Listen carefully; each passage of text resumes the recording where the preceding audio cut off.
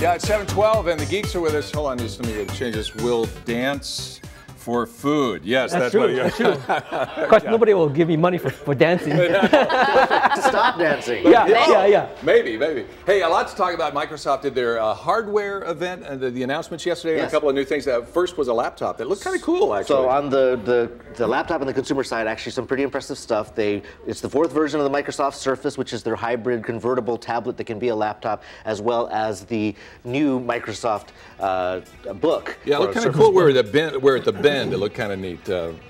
Right. Some new technology. So there. certainly there's a lot of fans of the Microsoft Surface. I know many of them. If you're in the Microsoft universe, it's beautiful hardware. Everyone's mostly excited about the book, which has the detachable keyboard, but it's a high-end piece of hardware, $1,500 to $2,700. But it's got a 6K screen. I mean, it's very impressive, and it's kind of really going against its own partners as well as against Apple. Okay, phone was another thing they talked about. Right, the Lumia 950, the 950 XL. Now there is a flagship phone for every major platform. You have the 6S Plus for Apple. You have the 6P from Android, from Google, and finally this. Now it's a very good piece of hardware. They're known for their cameras. I would say it rivals the Apple camera. But again, if you use Windows, it's good for you, but the ecosystem is really not there for that. Bands, that's a hot item, and I guess Microsoft has a band. So everybody's got a watch, and Microsoft needed to come up with something that would kind of rival some of the other some of that market, yeah. But it's actually a band. It does tell time, but it's also, I think the unique thing is that it's based on Windows 10, right? So it's kind of got the tile,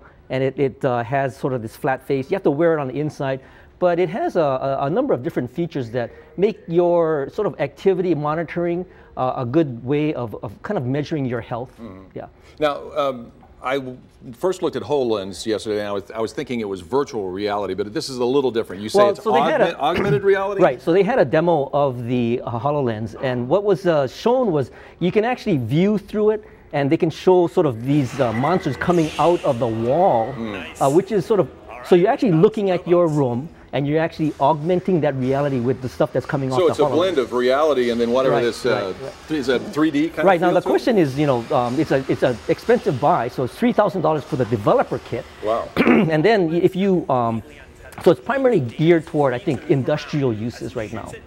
Yeah, so and then some of the features that they showed on it looks a little bit too nice or cool to be true. So, we have to see it. And you guys are on the radio tonight. What is on Bytemarks Cafe? Well, we recently had a tsunami sort of scare, and we wanted to sort of explore what's the process that our sort of first responders have to decide on whether we act on it or not. So we've got a couple people coming in from Civil Defense as well as the Tsunami Warning Center. Awesome. Bert Lum, Ryan Ozawa, the geeks here with us. And again, that Bytemarks Cafe radio program on Hawaii Public Radio 89.3, 5 o'clock this evening. Thanks, guys. Always a pleasure. They're going to dance for food now. They're going to dance for food as we go to break. We'll be back with more of your Sunrise for a Wednesday in just a couple of minutes.